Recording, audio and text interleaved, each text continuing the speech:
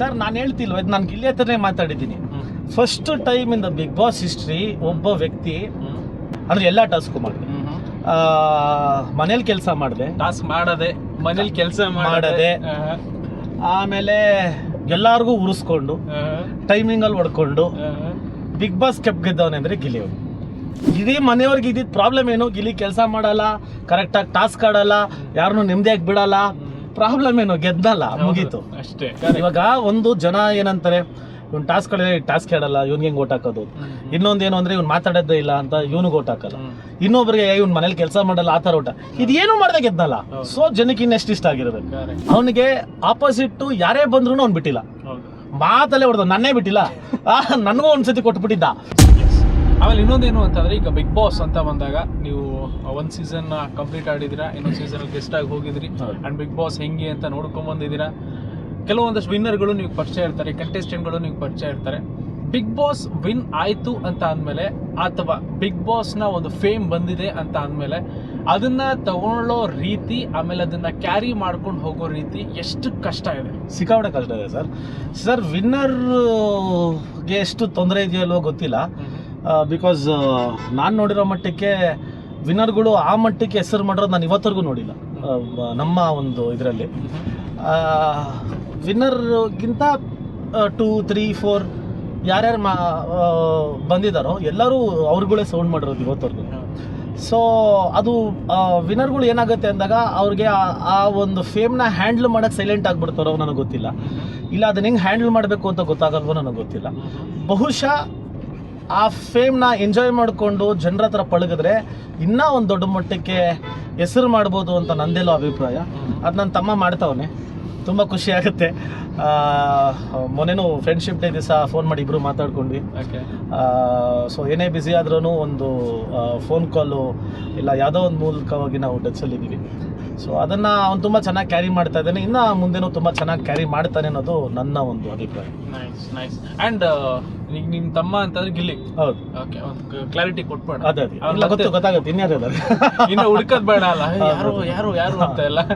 So Gilli ಅಂತ ಬಂದಾಗ and finale ಅಂತ ಬಂದಾಗ ನಾವು ಕೂಡ ಆ ಟೈಮಲ್ಲೇ ಹೋಗಿದ್ವಿ. ಸೊ ವಿನ್ ಆದ್ಮೇಲೆ ಒಂದು ಬೈಟ್ಗಳು ತಗೋಣ ಅಂತ. ಯಾವ ಲೆವೆಲಿಗೆ ಜನ ಇತ್ತು ಅಂತ ಅಂದ್ರೆ, ಈ ಹಿಂದಿನ ಸೀಸನ್ಗಳಲ್ಲೂ ಹೋದಾಗ ಆ ಲೆವೆಲಿಗೆ ಇರಲಿಲ್ಲ. ಆಮೇಲೆ ಪೊಲೀಸ್ ಒಂದು ಲಾಠಿ ಚಾರ್ಜ್ ನಡೆದಿದೆ ಅಂತಂದ್ರೆ ಲೆಕ್ಕ ಹಾಕೋಬೇಕು ಯಾವ ರೀತಿಯಾಗಿದ್ರು, ಯಾವ ಜನಗಳು ಬಂದಿದ್ರು ಅಂತ. ಅಂಡ್ ನಾವು ಸ್ವಲ್ಪ ಹಂಗೆ ಹೆಂಗ ಅನಿಸ್ತು ಅಂದ್ರೆ, ಈ ಲೆವೆಲ್ಗೆ ಆಗಿದೆಯಲ್ಲ. ಈ ಕೆಲವು ಸೋಷಿಯಲ್ ಮೀಡಿಯಾದಲ್ಲಿ ನಾವು ನೋಡಿದಾಗ ಕೆಲವ್ರು ಹೇಳ್ತಾ ಇರ್ತಾರೆ PR ಪೇಯ್ಡು ಅಂತ ಎಲ್ಲ. ಹಿಂಗೆ ಹೋಗ್ಬೋದು, ಹಿಂಗೆ ಪೇಯ್ಡ್ ಅಂತ ಎಲ್ಲ. ಓಕೆ, ಸೋಷಿಯಲ್ ಮೀಡಿಯಾದ ಒಂದ್ ಕಡೆ ಸೈಡಲ್ಲಿ ಇಟ್ರು ಈಗ ನಿಮಗೆ ಜನಗಳಿಗೆ ಎಷ್ಟಂತ ಪೇ ಮಾಡಕ್ಕಾಗತ್ತೆ ಟೈಮಲ್ಲಿ ಬರೋದು. ಅವಾಗ ಓಕೆ, ಒಂದ್ ಕ್ರೇಜ್ ಇದೆ. ಇಲ್ಲ, ಇವನ್ಗೆ ಜನಗಳೇ PR ಆಗ್ಬಿಟ್ಟಿದ್ರು. ಹೌದು, ಆಯ್ತಾ. ಸೊ ಸರ್ ಅದೆಲ್ಲ it is all God's creation sir. ನಾವ್ ಅದನ್ನ ಸ್ಟಾಪ್ ಮಾಡಕ್ಕಾಗಲ್ಲ. ಆಮೇಲೆ ಇನ್ನೊಂದೇನು ಅಂದ್ರೆ, ಇವನ್ ಪ್ಲಸ್ ಆಗಿದ್ದು ಇವನ್ ಭಾಷೆ, ಇವನ್ ಒಂದು ಟೈಮಿಂಗು, ಕಾಮಿಡಿ ಸೆನ್ಸು. ಸರ್ ನಾನು ಹೇಳ್ತಿಲ್ವ, ಇದು ನಾನು ಗಿಲ್ಲಿ ಹತ್ರನೇ ಮಾತಾಡಿದ್ದೀನಿ.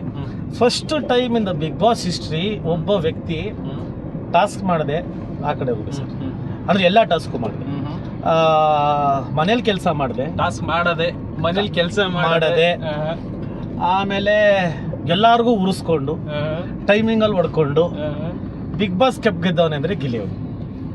ಇದನ್ನ ಈ ತರನು ಗೆಲ್ಬಹುದು ಅಂತ ತೋರಿಸ್ಕೊಟ್ಟವ್ನು ಗಿಲ್ಲಿ. ಇದನ್ನ ನಾವು ಡಿನೇ ಮಾಡಕ್ಕೆ ಆಗಲ್ಲ, ಆಯ್ತಾ. ಇಡೀ ಮನೆಯವ್ರಿಗೆ ಇದ್ದಿದ್ದು ಪ್ರಾಬ್ಲಮ್ ಏನು, ಗಿಲ್ಲಿ ಕೆಲಸ ಮಾಡಲ್ಲ, ಕರೆಕ್ಟಾಗಿ ಟಾಸ್ಕ್ ಆಡಲ್ಲ, ಯಾರನ್ನು ನೆಮ್ಮದಿಯಾಗಿ ಬಿಡಲ್ಲ. ಪ್ರಾಬ್ಲಮ್ ಏನು, ಗೆದ್ದಲ್ಲ, ಮುಗೀತು ಅಷ್ಟೇ, ಆಯ್ತಾ. ಸೊ ಇದನ್ನ ನಾನು ಗಿಲ್ಲಿ ಹತ್ರ ಹೇಳ್ಕೊಂಡಿದ್ದೀನಿ. ಅವನು ಎಷ್ಟು ಅಲ್ವೇನಣ್ಣ ಅವನೇ. ಸೊ ಈ ತರನು ಗೆಲ್ಬಹುದು ಅಂತ ತೋರಿಸ್ಕೊಟ್ಟವನು. ಬಟ್ ನಾನು ಸಿಕ್ಕಾಪಟ್ಟೆ ನಾನು ಬಂದಿದ್ದ ದಿವಸನೇ ಹೇಳಿದೆ, ಮಗ ಈ ತರನು ಗೆಲ್ಬಹುದು ಅಂತ ತೋರಿಸ್ಕೊಟ್ಟು ನೀನು ಒಬ್ಬನೇ ಕಣ.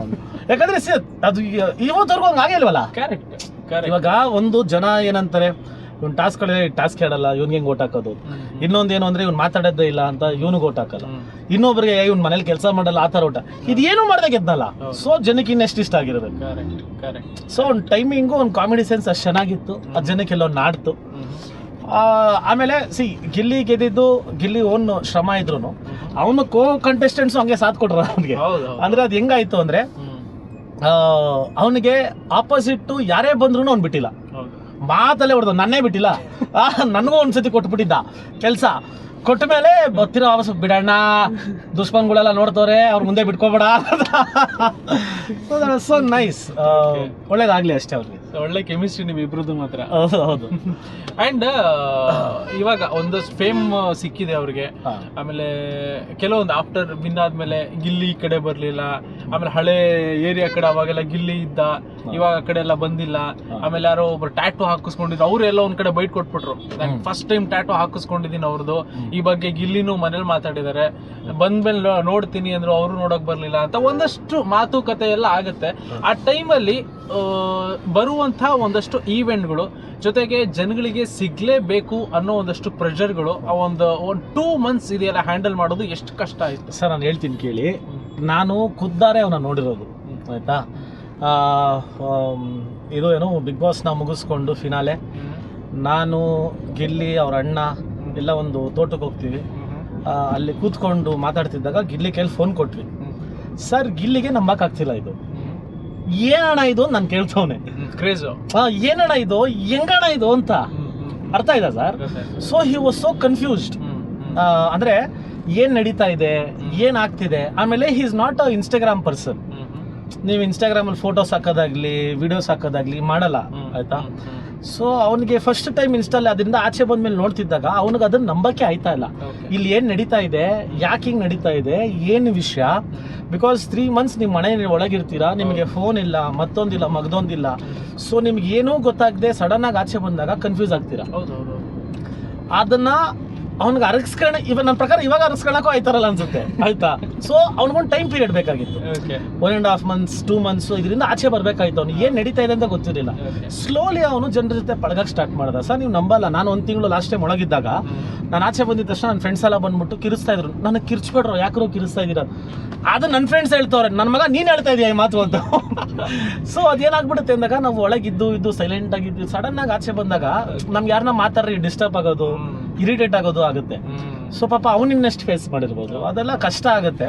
ಬಟ್ ಆ ಟ್ಯಾಟೂ ವಿಷಯ ಕೇಳ್ತೀನಿ. ಒಂದು ಏನು ಅಂದ್ರೆ, ನೀವು ಹಾಕಿಸ್ಕೊಂಡಿರೋದು ನಿಮ್ಮ ಪ್ರೀತಿ, ನಿಮ್ಮ ಅಭಿಮಾನ, ಕರೆಕ್ಟ್. ಇದನ್ನ ನನಗೆ ಎಲ್ಲೋ ಪರ್ಸನಲ್ ಅನ್ಸುತ್ತೆ ಇಲ್ಲಿ ಅಡ್ರೆಸ್ ಮಾಡಬೇಕಾಗಿತ್ತು. ಬಿಕಾಸ್ ಅವನು ಆ ಟೆನ್ಷನ್ನು, ಆ ಒಂದು ವರ್ಕ್ ಪ್ರೆಷರಲ್ಲಿ ಎಲ್ಲೋ ಒಂದು ಮರ್ತಿರಬಹುದು. ಸೊ ಅದನ್ನ ಯಾರ ಮೂಲಕ ಆದರೂ ತಿನ್ನಿಸ್ಬೋದಾಗಿತ್ತು. ಅದು ಬಿಟ್ಟು ನಾನು ಈ ಥರ ಹಾಕಿಸ್ಕೊಳ್ಳೇಬಾರ್ದಾಗಿತ್ತು ಅನ್ನೋದು ನನಗೂ ಎಲ್ಲ ಬೇಜಾರು. ಯಾಕಂದ್ರೆ ನೀವು ಹಾಕಿಸ್ಕೊಂಡ್ಮೇಲೆ ನಿಮ್ಮ ಪ್ರೀತಿ ಅಭಿಮಾನ ಸುಳ್ಳು ಅಂತ ಐತಲ್ಲ. ಸೊ ಅದನ್ನ ನೀವು ಹಾಕಿಸ್ಕೊಂಡ್ಮೇಲೆ ಅವ್ರು ಪ್ರೀತಿಸ್ತಾರೋ ಬಿಡ್ತಾರೋ, ನೀವು ಪ್ರೀತಿಸ್ತಾ ಇದ್ದೀರಲ್ಲ, ಅದೊಂದು ಇರಬೇಕಾಗಿತ್ತು. ಬಟ್ ಎಲ್ಲೋ ಗಿಲಿನೋ ರಿಪ್ಲೈ ಮಾಡಬೇಕಾಗಿತ್ತು ಅಂತ ನನಗೂ ಎಲ್ಲ ಅನ್ನಿಸ್ತು. ಬಹುಶಃ ಮಾಡಿದ್ದಾನೆ ಅನಿಸುತ್ತೆ, I am not sure about it. But ಇದೆಲ್ಲ ನಡೆಯುತ್ತೆ ಸರ್, ಆನ್ ದ ಫ್ಲೋ, ಎಲ್ಲ ಒಂದು ಟೈಮಲ್ಲಿ ನಡೆಯೋದು. ಸೆಲೆಬ್ರಿಟಿ ಫೇಮ್ ಬಂತು ಅಂತಂದ್ರೆ ಎಲ್ಲಾನು ಹ್ಯಾಂಡಲ್ ಮಾಡಕ್ಕೆ ರೆಡಿ ಆಗಿರ್ಬೇಕು. ಡೆಫಿನೆಟ್ಲಿ ಅಷ್ಟೇ. ಆಮೇಲೆ ಪಳಾರ್ ಸಿನಿಮಾದಲ್ಲಿ ಇವಾಗ ಹೀರೋ ಆಗಿ ಮಾಡ್ತಾ ಇದ್ದಾರೆ. ಅಂಡ್ ಪಳಾರ್ ಸಿನಿಮಾ ಅಂತ ಬಂದಾಗ ಪ್ರತಿಯೊಬ್ರು ಅಭಿಮಾನಿಗಳು, ಅವರ ಫ್ಯಾನ್ಸ್ಗಳು ಕಾವ್ಯನೇ ಹೀರೋಯಿನ್ ಆಗ್ಬೇಕು ಅನ್ನೋದು ಎಲ್ಲರ ಆಸೆ. ಸೊ ಹೀರೋಯಿನ್ ಬಗ್ಗೆ ಏನು ರಿವೀಲ್ ಕೂಡ ಮಾಡಿರ್ಲಿಲ್ಲ. ಸೊ ಈಗಲೂ ಕಾವ್ಯನೇ ಆಗ್ತಾರೆ ಅನ್ನೋ ಜನಗಳು ಒಂದು ನಂಬಿಕೆ ಇಟ್ಕೊಂಡು ಕಾಯ್ತಾ ಇದ್ದಾರೆ. ಸೊ ಹಿಂಗೆ ಕಾವ್ಯ ಹೀರೋಯಿನ್ ಆದ್ರೆ ಚೆನ್ನಾಗಿರುತ್ತೆ ಸರ್, 100% ಚೆನ್ನಾಗಿರುತ್ತೆ. ಅದು ಸಿನಿಮಾ ಟೀಮ್ ಅವ್ರಿಗೆ, ಡೈರೆಕ್ಟರ್ಗೆ, ಆಮೇಲೆ ಪ್ರೊಡ್ಯೂಸರ್ಗೆ ಬಿಟ್ಟಿರೋದು. ನಮಗೆ ನೋಡೋಕೆ ಖುಷಿ ಆಗುತ್ತೆ, ಜನಕ್ಕೆ ನೋಡೋಕೆ ಖುಷಿ ಆಗುತ್ತೆ. ಬಟ್ ಸಿನಿಮಾ ಕಂಟೆಂಟ್ ಏನು, ಆಮೇಲೆ ಸಿನಿಮಾದು ಡಿಮ್ಯಾಂಡ್ ಏನು ಅಂತ ಅವ್ರಿಗೆ ಗೊತ್ತಿರುತ್ತೆ. ಸೊ ಯಾರ್ಯಾದ್ರೂ ಖುಷಿ ಸರ್. ಅಂಡ್ ಇವಾಗ ಸಿಕ್ಕಿರೋ ಒಂದು ಕ್ರೇಜ್ ಏನಿದೆ, ಮುಂದಿನ ದಿನಗಳಲ್ಲೂ ಆ ಥರ ಕ್ರೇಜ್ ಸಿಗ್ಬೋದಾ ಯಾರಿಗಾರು ಬಿಗ್ ಬಾಸ್ ವಿನ್ನರ್ಗಳಿಗೆ? ನನ್ನ ಪ್ರಕಾರ ಎಲ್ಲೋ ಡೌಟು ಸರ್ ಅದು. ಸಿ ಅದು sir, it goes on personality sir. ಒಬ್ರೊಬ್ರದ್ದು ಒಂದೊಂದು ಪರ್ಸನಾಲಿಟಿ, ಒಬ್ಬೊಬ್ಬರನ್ನ ಜನ ಒಂದೊಂದು ಥರ ಇಷ್ಟಪಡ್ತಾರೆ. ಸೊ ನಾವು ಇದೇ ಸಿಗುತ್ತೆ, ಇಲ್ಲ ಇದಕ್ಕಿಂತ ಜಾಸ್ತಿ ಸಿಗುತ್ತೆ, ಇದಕ್ಕಿಂತ ಕಮ್ಮಿ ಸಿಗುತ್ತೆ ಅಂತ ಹೇಳೋಕ್ಕಾಗಲ್ಲ. ಇದಕ್ಕಿಂತ ಜಾಸ್ತಿನೂ ಸಿಗ್ಬೋದು ಈ ವರ್ಷ, ಇಲ್ಲ ಇದಕ್ಕಿಂತ ಕಮ್ಮಿನೂ ಸಿಗ್ಬೋದು, we are not sure. So ನೋಡೋಣ. ಇದು ಸಿಗದೆ ಹೋಯ್ತು ಅಂದರೆ ದಾಖಲೆ, ಫಸ್ಟ್ ಟೈಮ್ ಬಿಗ್ ಬಾಸ್ ಅಲ್ಲಿ ಸಿಕ್ತು ಅಂದರೆ ಇನ್ನೊಂದು ದಾಖಲೆ. So anything is good. ಹಿಂಗೆ ಲೆಫ್ಟಾ ಸ್ಟ್ರೈಟ್. ಒಟ್ನಲ್ಲಿ ಆ ಥರ ಆಗುತ್ತೆ.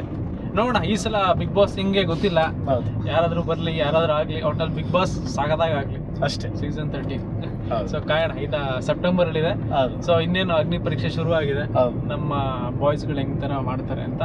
ಅಡ ಇಟ್ಟಿರೋ ನಿಮ್ಮ ಚಿನ್ನವನ್ನ ತಕ್ಷಣ ಬಿಡಿಸ್ಬೇಕಾ? ನಿಮ್ಮ ಚಿನ್ನವನ್ನ ಬೆಸ್ಟ್ ಪ್ರೈಸ್ಗೆ ಮಾರ್ಬೇಕಾ? ಕಾಲ್ 8722484848.